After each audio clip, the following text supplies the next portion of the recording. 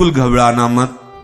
कभी ऐसी परिस्थिति आ जाए कि विपत्ति, भयानक दुख आ जाएगा। ये संसार दुख का समुद्र कभी भी लहरा सकती, किसके ऊपर भी आ सकती है। ये तो अज्ञानी जन है जो कैसे हंसते हैं पता नहीं चलता, कैसे राजी हो रहे हैं, कैसे इनको चैन की नींद आ रही, कैसे इनको सुख मिल रहा है संसार में, पता नहीं। ये अंतर की बात होती, बाहर की नहीं। बाहर से तो कैसे भी प्रभु रखे, महलों में रखे, चाहे झोपड़ी में, तो उनका विषय होता है। लेकिन आपके अंदर की बेचैनी किधर की है? बेचैनी। कबीरदास जी कह रहे हैं, कबीरा सब जग सुखिया, खावे और सोए, दुखिया दास कबीरा, जागे और रोए। रात दिन इस बात की बेचैनी, कभी भी शरीर छूट सकता है और प्रीतम नहीं मिले, प्रभु नहीं मिले। जरूरी थोड़ी कि जीवन की 80 वर्ष की अवस्था में होगी, कभी भी हो सकती है। और अगर प्रीतम नहीं मिले तो घाटा ही घाटा, पता नहीं किन योनियों में कितने वर्षों तक भटकते रहेंगे। ये आप सोच नहीं रहे ना। अगर अभी सोचे तो अभी विवेकाग्नि प्रकट हो जाएगी, अभी हाय मच जाएगा। अरे अत्यंत आवश्यक है भगवत प्राप्ति, अत्यंत आवश्यक है भगवत साक्षात्कार। हमें भोजन न मिले चलेगा, हमें पानी न मिले चलेगा, लेकिन प्रभु मिलना अत्यंत आवश्यक है, भगवत प्राप्ति अत्यंत आवश्यक है। एक बार भगवत साक्षात्कार हो जाए, फिर चाहे वो नरक में रखे, कोई परवाह नहीं। सांप का विष खत्म हो गया, कहीं भी सांप लिए डोलो, कोई भय का विषय नहीं। एक बार राग खत्म होकर अनुराग में बदल गया, कहीं भी कुछ भी। देखो राजा बना दिया विभीषण जी को, क्या फर्क पड़ा? कोई फर्क नहीं। कल्प तक राज्य करे तो उनकी भक्ति में कोई फर्क पड़ा क्या? राग खत्म हो गया, आंतरिक राग नष्ट हो गया। वो कहीं महलों में रखे, कैसी भी परिस्थिति, वो उसका कोई प्रभाव नहीं पड़ता।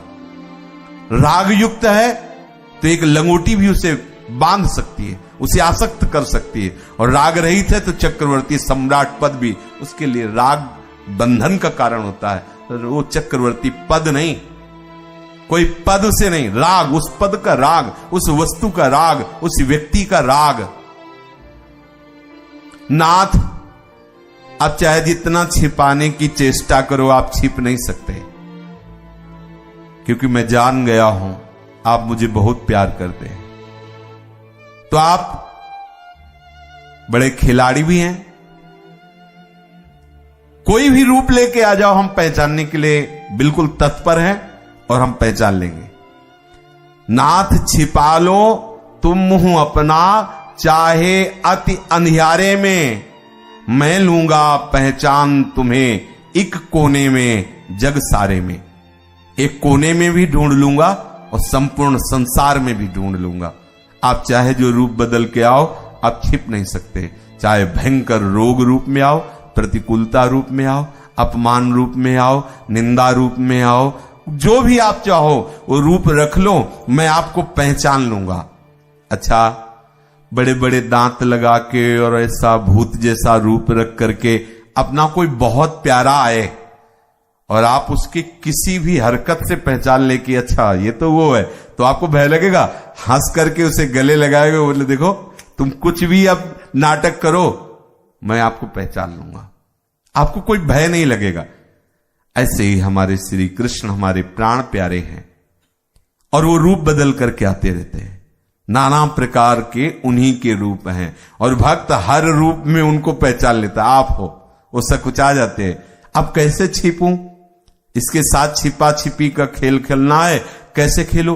अच्छा, भयंकर रूप रख के आता हूं क्लेश का, वो फिर दृष्टि जमाई पहचान ले, नाथ आप होला, फिर वो मुस्कुरा देते हैं। बस यहां में पहुंचना है।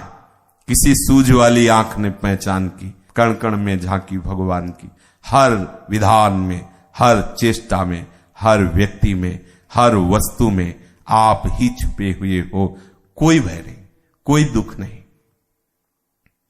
रोग, शोक, धनहानि, दुख, अपमान, घोर, अति दारुण क्लेश, सब में तुम इन पर्दों को ओढ़ करके हे श्री कृष्ण, हे प्रीतम, आप ही आ रहे हो, सब ही है तुम, साक्षात तुम ही हो, तुम ही, अथवा सब तुम्हारे ही भेष, तुम ही इस भेष को धारण करके आ रहे। क्या हम देख पाते हैं ऐसा कि ये रोग रूप में प्रभु आए हैं?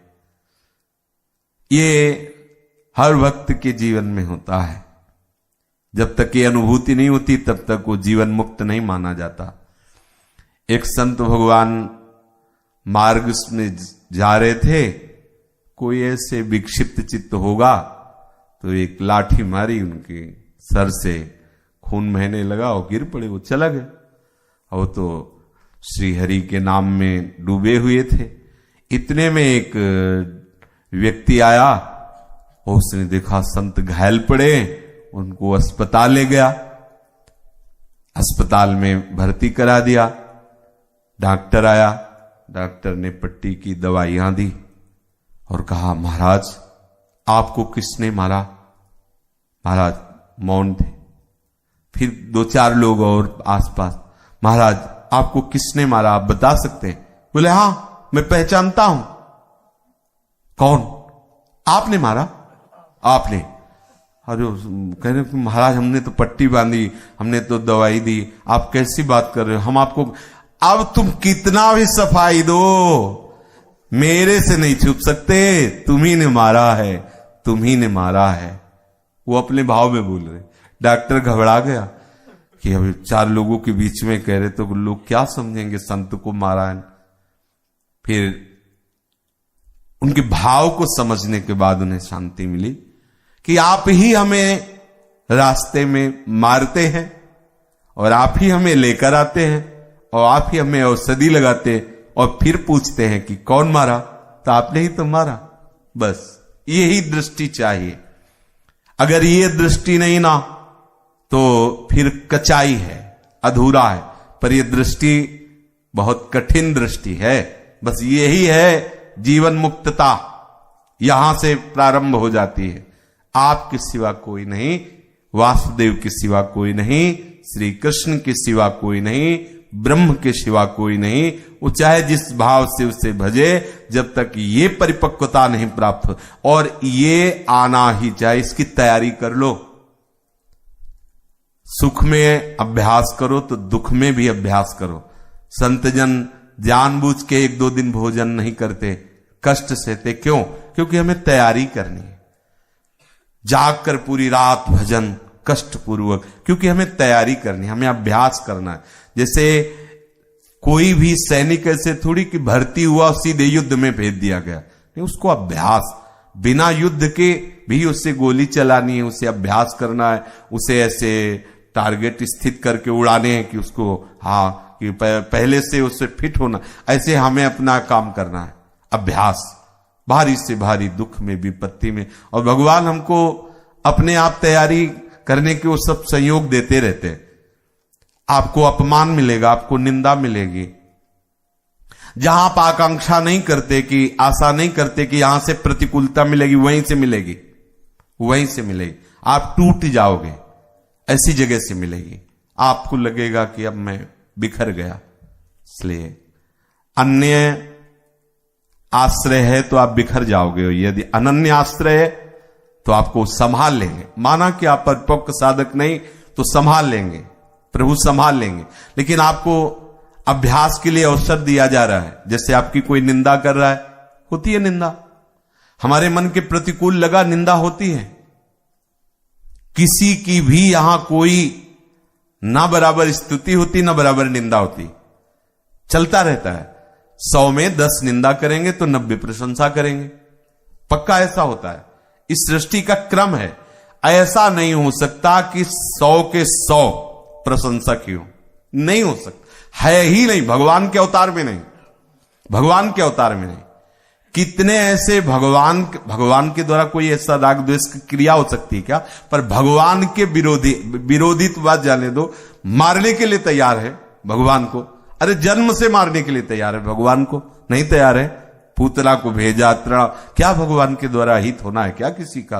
वो तो मंगल भवन है, करुणा समुद्र है, फिर भी गिन गिन के गालियां दे रहे हैं लोग। शिशुपाल आज भगवान से द्रोह कर रहे हैं।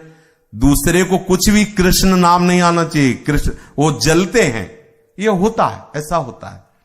प्रभु हमें जो ये निंदा प्रतिकूलता ये जब देते हैं ना, तो हमें परिपक्व करने के लिए देते हैं।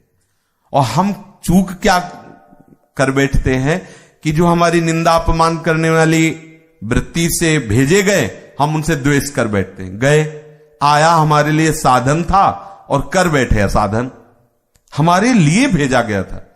भाई हमें गोली चलानी तो टारगेट निश्चित किया गया, उसे उड़ाओ। हम मान लेंगे आप निशानेबाज हो, इतने दिन से इतनी गोली बारूद बर्बाद कर रहे हो, अब हमें दिखाओ ये टारगेट है, इसको उड़ाओ। और आप उस समय चूक कर गए तो फिर आपका अभ्यास क्या? तो अब इतने दिन माला चला रहे हो, भगवद आश्रित होकर आनंद ले रहे हो, अब टारगेट निश्चित किया गया, अब आपके सामने भेजा गया, आपकी निंदा कर रहा है, अब दिखाओ, आप अपनी कला दिखाओ। क्या कला है? उसमें भगवत बुद्धि करके प्रणाम करके आपके हृदय में तनिक भी जलन नहीं होनी चाहिए। द्वेष की तो बात जाने दो।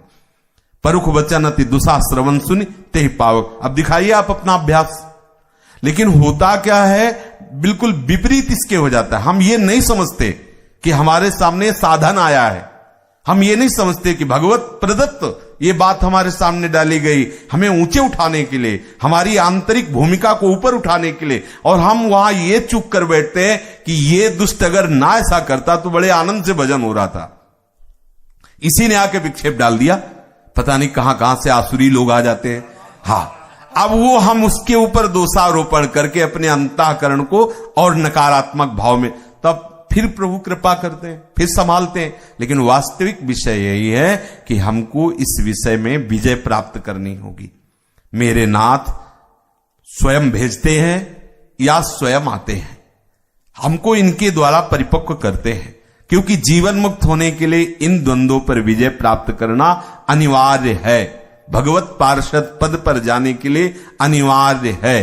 परम पद पर आरूढ़ होने के लिए, समस्त दुखों से मुक्त होने के लिए, महासुख में निमग्न होने के लिए ये तैयारी हमारी अति आवश्यक है। तो रोग, शोक, धनहानि, दुख, अपमान, घोर, अति दारुण क्लेश सब में तुम, सब ही है तुम में, अथवा सब तुम्हारे ही बेश। ये समझना हो। कोई हमको अनुकूल व्यवहार के द्वारा, अनुकूल वस्तुओं के द्वारा, अनुकूल वचनों के द्वारा, तो हमें लगता है कि भगवान की कृपा है, सब में भगवान ही है ना, ऐसा हो सकता है। वो हमें प्रणाम करे, प्रशंसा करे, खूब ऐसे अनुकूल आचरण करे, तो लगे कि भगवान की बड़ी कृपा है, सब में भगवान ही तो है। और जब वो प्रतिकूल व्यवहार करे और हम उसमें भगवत बुद्धि करें, तब हमारी बात मानी जाएगी। ये करना ही होगा। और ये भजन से आ ही जाती स्थिति, ये आ जाती। इस संतों से इसीलिए सुना जाता है कि वो अपने जीवन को देखे होते हैं। का से शुरू होता है और ज्ञा में पहुंचता है। का से ज्ञा, पूरी यात्रा होती है अक्षर अक्षर की, एक एक कदम की यात्रा होती है, एक एक कदम में अनुभव होता है। ऐसा घबराना नहीं कि बहुत ऊंची स्थिति है। हमारे लिए प्रभु ने वो सब सामग्री दे रखी जिससे स्थिति बदलेगी। जो हमारी स्थिति नहीं बदल रही उसका कारण अहंकार है, हमारा अहम है, हमारा नाना प्रकार के अन्य आश्रयों का जो बल है वो है, वो भी वो तोड़ देंगे। हाँ, वो बड़े कृपालु हैं। तुम्हारे बिना नहीं कुछ भी जब, तब फिर मैं किस लिए डरूं। मृत्यु साज सज यदि आओ, तो चरण पकड़ सानंद मरूं। एक दिन सत्संग में कहा था रोज मरने का अभ्यास कीजिए। तो सबको लगता होगा कि ऐसा क्या, यहां तो ज्यादातर मरने की ही बात होती है। नहीं होती, विनाश की बात होती है, मान अपमान निंदा की बात होती है, क्योंकि इसी से हमें आगे बढ़ना है। यदि हम नित्य शयन के समय एक बार भावना करें कि अब मैं मरने जा रहा हूं, फिर आप आनंद का अनुभव कीजिए, रोज अनुभव कीजिए। कष्ट में बिल्कुल एक ऐसी जगह होती है अंदर,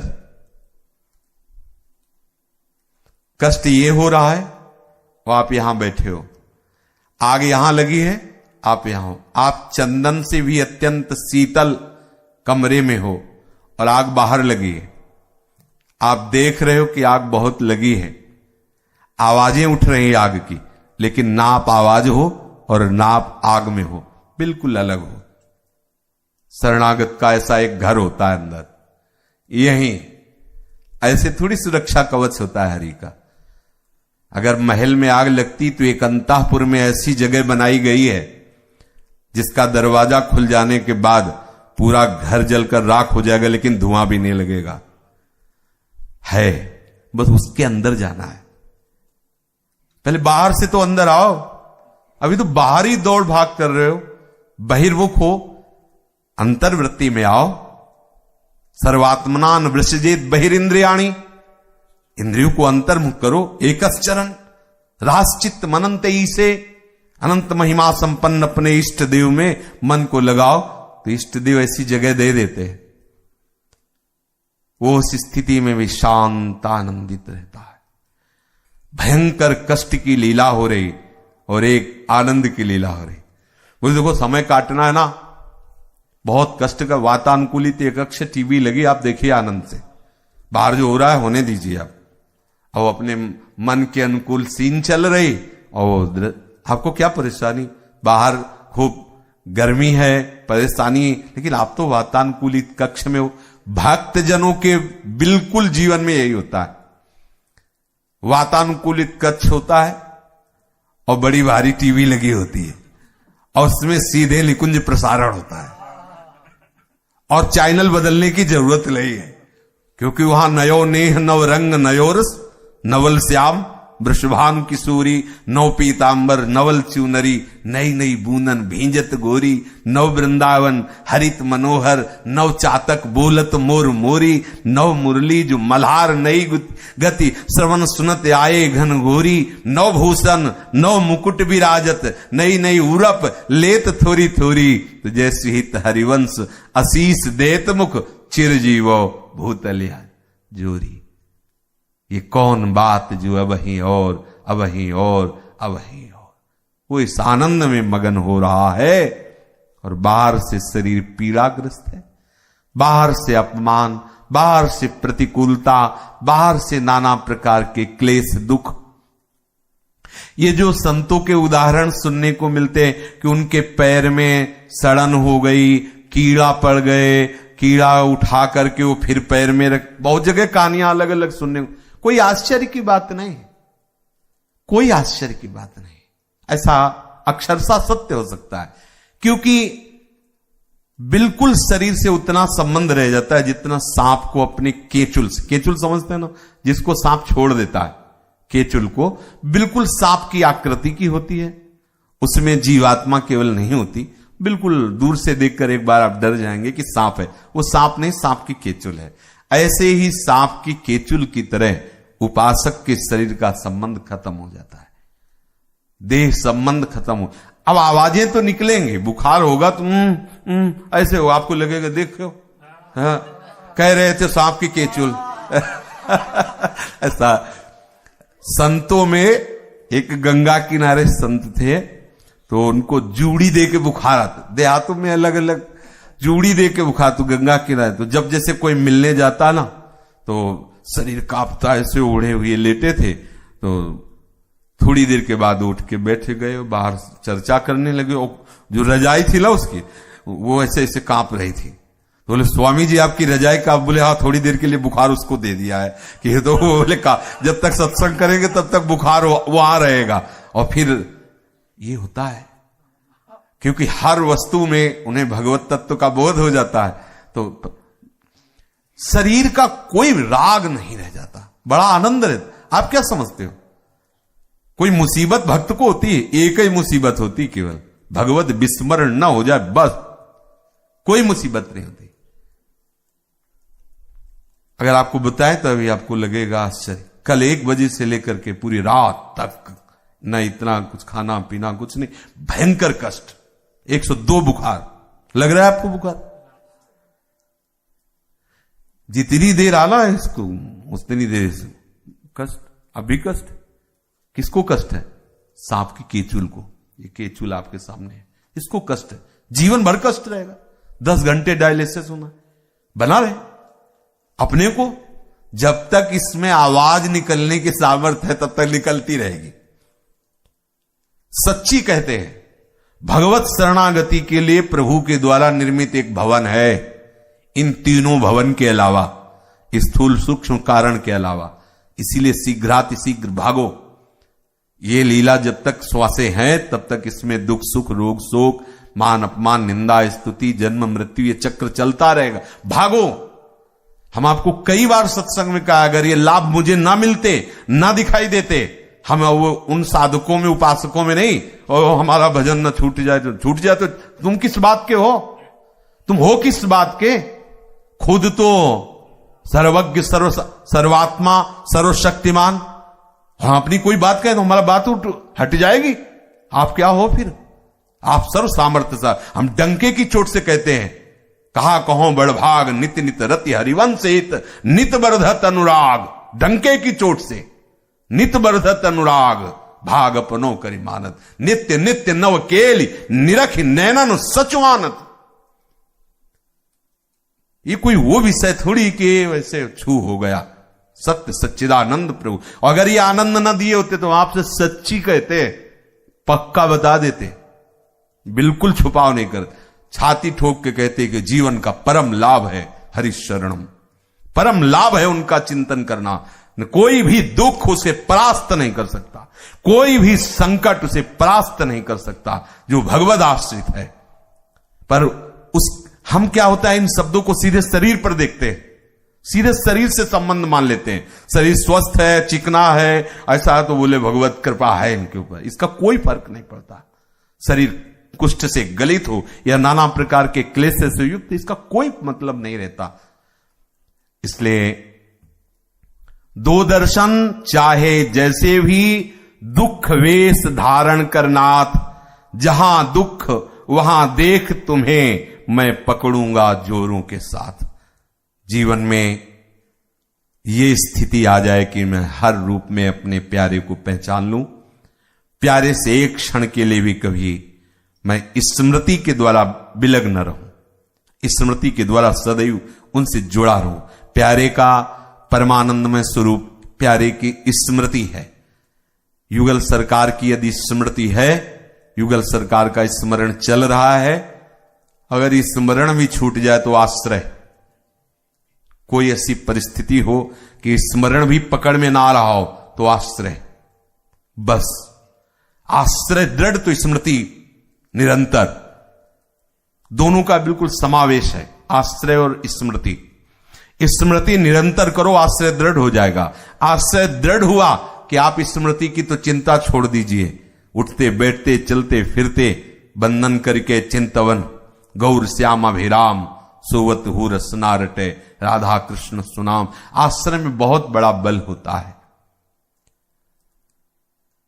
धैर्य पूर्वक निश्चय कर लीजिए कि मनोरंजन से हमारा काम नहीं बनना, मीठी मीठी बातों से हमारा काम नहीं बनना, विद्वता से हमारा काम नहीं बनना, दो चार इधर उधर प्राणायाम फुस फस करने से काम नहीं बनना, खूब अरबों खरबों रुपया हो जाए तो हमारा काम नहीं बनना, बड़े बड़े पदाधिकारी मित्र हो जाए तो हमारा काम नहीं बनना। हमारा काम बनेगा तो सिर्फ भगवत स्मरण से बनेगा। ये बैठा लीजिए, भगवत स्मरण, और किसी के सहारे भगवत स्मरण मत रखना। किसी अन्य को सहारे को आपने लिया तो फिर गड़बड़ हो जाएगा। भगवत स्मरण केवल भगवत सहारे होना चाहिए, खुली बात। किसी का सहारा लेकर भगवत स्मृति के मार्ग में जाओगे, वो सहारे सब बदलने वाले हैं, परिवर्तनशील हैं। यदि प्रभु का आश्रय लिया तो आप पहचानते रहोगे कि मेरे प्रभु इस रूप में मुझे सहारा देने के लिए आए, मेरे प्रभु इस रूप में आए। किसी एक प्रभु से बिलग रूप का आश्रय ले लोगे तो आपका स्मरण भजन साधन ये संकट में पड़ सकता है। इसलिए नहीं, इसलिए जब गुरुदेव की बात आती है तो उन्हें परब्रह्म माना गया है, क्योंकि परब्रह्म ही है। तो परब्रह्म रूप बदल सकता है पर वो साथ नहीं छोड़ सकता। तो हमें इसी भाव में रहना है, आश्रय केवल उसी परब्रह्म का, आश्रय केवल उसी प्रभु का। आश्रय में अगर मिलावट कर दी तो चूक हो जाएगी, पक्का है, खूब अनुभव की बात कह रहा हूं। अन्य अगर आश्रय रखा तो आपके भजन में विक्षेप हो जाएगा, क्योंकि वो प्रतिकूल हुआ तो लगेगा इन्हीं के तो आश्रय से हम भजन कर रहे थे, यही प्रतिकूल हो गए, अब क्या भजन हो, नहीं। और अगर प्रभु का आश्रय है ना तो उस प्रतिकूलता को भी भगवान का रूप मानने लगेंगे। भगवान इस रूप में मुझे कोई शिक्षा देना चाहते, कोई अनुभव कराना चाहते, कोई ऊंची भूमिका में पहुंचाना चाहते, इसलिए मेरे प्रभु पहले अनुकूल रूप धारण किए थे, अब प्रतिकूल रूप धारण किए, लेकिन मेरे प्रभु प्रभु हैं तो बात बन गई। और अगर केवल किसी व्यक्ति का आश्रय लिया फिर आप बिगड़ जाएंगे, बिल्कुल नहीं, केवल प्रभु का आश्रय, क्योंकि वही है, उनके सिवा कोई और है नहीं। चाहे जिस रूप में हो, मेरे ही प्रभु आएंगे, मेरे आश्रयदाता केवल प्रभु हैं, वही मुझे संभालेंगे। इसमें थोड़ा पागलपन चाहिए, इस मार्ग में थोड़ा पागलपन चाहिए। ये पागलों का मार्ग, बुद्धिमानों का नहीं, पागलपन चाहिए। मेरे प्रभु, मेरे प्रभु, मेरे प्रीतम, मेरी श्यामा जी,